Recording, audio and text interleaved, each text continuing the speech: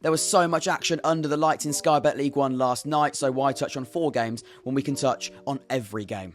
Let's go. So something a little bit different for this midweek special. I like going into detail on Sunday with 4 games, but I've decided today there was so much going on last night, why touch on just 4 when we can get some really interesting points from every single completed fixture. So I'm going to give it a go. Let me know in the comments below, how do you reflect on the Tuesday night's action? Of course, if you haven't yet subscribed, please do that. Over 60% of the people that watch this podcast on a regular basis aren't yet subscribed. It's free to do so, and it really helps me out. We've just hit 6k. Thank you so much for that. The support recently has been incredible, but I'm ready to hit that next milestone now, and you can be part of the journey. Let's not mess about. Let's start with the first game at the Vale as Charlton hosted Exeter City.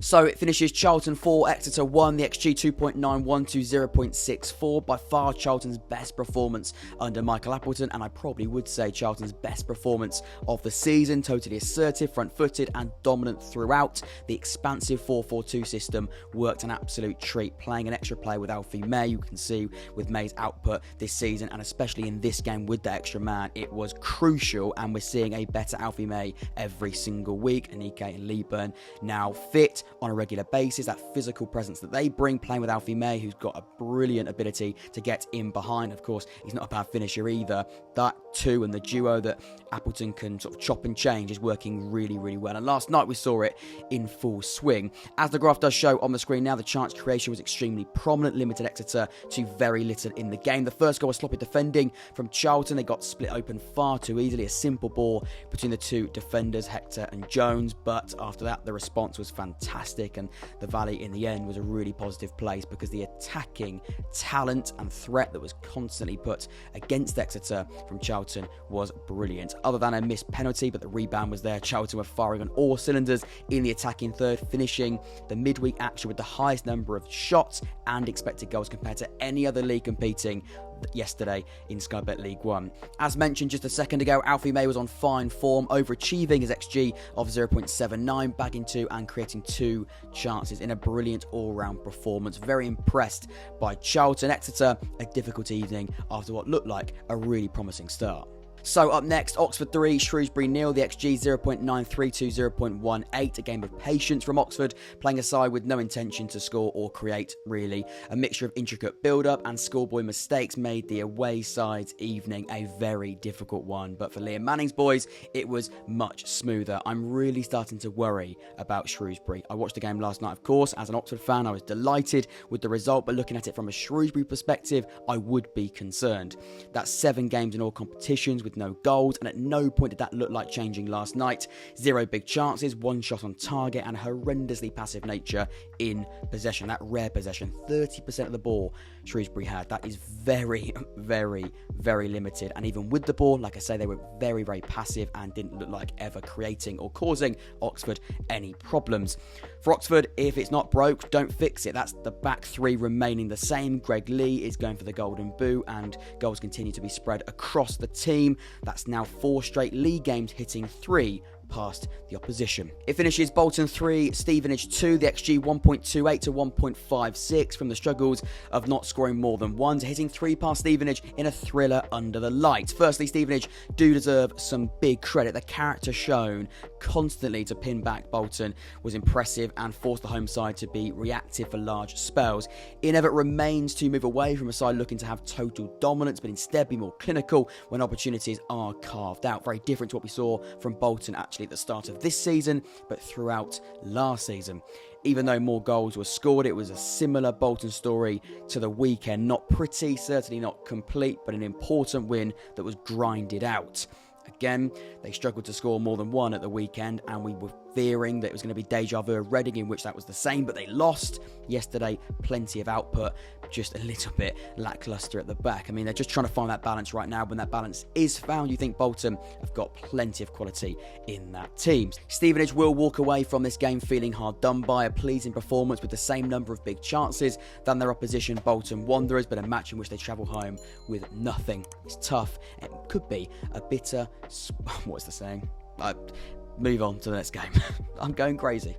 Next up, Carlisle 1, Peterborough 1, the XG 0.27 to 0.95. It's last minute jubilation for Carlisle, who somehow come away with a point from this game. We should give Paul Simpson's side real credit for staying in the game and smelling out an opposition who do have a very serious weakness right now, and that is conceding in the dying moments. Peterborough's failure to kill this game off early was punished so badly, especially considering their opposition scored with their only shot on goal and didn't create a single big chance across the 90 minutes. Posh, late goals, it's a running theme right now, and it's a very, very concerning one. Ferguson has got to take that mentality and that negative mentality away from his players, and again, it can be avoided because they did have chances across that match. But credit to Carlisle, a simple case of staying in the game, only being one goal down, one chance completely shifts the way that we look at this Carlisle performance. They lose 1-0, you go, they got dominated by Posh for throughout and didn't create much themselves, but you draw the game and you go, fair play for staying in it and having that late chance to take, and they did. In games where weathering the storm is crucial, those sort of points accumulated across the campaign could be pivotal in their pursuit to stay up this season. Again, it's smash and grab, but sometimes they're the best type of games. Carlisle, fair play to you. Posh, it's last minute disaster for them. Bristol Rovers 3, Port Vale 0 is the next one. The XG 0.75 to 0.63, so it's quite close when looking at expected goals, but playing an opposition with an extra man for over an hour will give you a big advantage, but you've still got to get the job done, and Bristol Rovers did that fantastically well. I thought if I was going to be slightly harsh on Joe Barton's side, there was a slight failure to sustain control over Port Vale for large spells, considering they did have an extra man for the majority of the match, but as the scoreline does reflect, a professional performance was absolutely enough. 3 goals from 7 shots on target, an XG of 0.75 suggest the clinical side of Bristol Rovers has already been improved from the weekend, because that clinical showing at Peterborough was certainly not there. They were so wasteful in front of goal, and on Tuesday or yesterday they were much better when moving into the final third. It probably is the worst Port Vale performance of the season, totally toothless in the forward areas and sloppy defending in and around the box. Disappointed for Andy Crosby's side, but for Bristol Rovers it's a great response after the disappointment of Saturday afternoon. In the next one, Northampton 3, Reading 1, the XG 1.05 to 0.37. I very rarely call out individual performances, but David Burton made it very difficult for Reading to gain anything from this match. The second goal is a calamity of errors, starting with Carson's failure to win a simple foot race. Another goalkeeping error follows that. Sloppy distribution and horrendous handling then kills the game off. But we're speaking about a side that look extremely weak in both boxes right now, and confidence does look at rock bottom. It's the perfect night for Northampton, who saw big rewards for testing the goalkeeper and being clinical when the chances did come their way. But Reading, a very disappointing night. They're really struggling at the moment, and when you're making mistakes like the goalkeeper David Burton was, and individuals, you're going to get caught out, you're going to lose games of football. They are game-changing errors, and it sounds silly, it sounds very obvious, and we can sometimes overanalyze games of football, but the facts are very true. Making those type of mistakes at those moments when you are such a crucial position, and Northampton are going to cause you problems now and again. Northampton, every time they did come forward, they scored a goal because they tested the goalkeeper and took advantage of the key moments inside the penalty box. And if you've got any chance of beating a side away from home, especially Northampton, who are going to make the game extremely gritty and tight and make that pitch feel really small, you've got to be better and you've got to cut out those type of mistakes. And Reading were unable to do so. A disappointing night for them. For Northampton, it's a great one. 3-1, the final score. So it finishes Cheltenham 0, Fleetwood 2, the XG 0.56 to 1.86. It's the same depressing story with Cheltenham, and a big concern that Darrell Clarke couldn't see a bounce on his first game, and in a game that could mean so much down the line. Without the intention of reminding any Cheltenham fans, that's now 10 games without a goal and no sign of improvement. Has Clarke taken on one of the toughest ever EFL jobs? It sounds reactionary, and quite a reactionary question, but this team looks utterly abysmal. They need open heart surgery, and we're only starting October.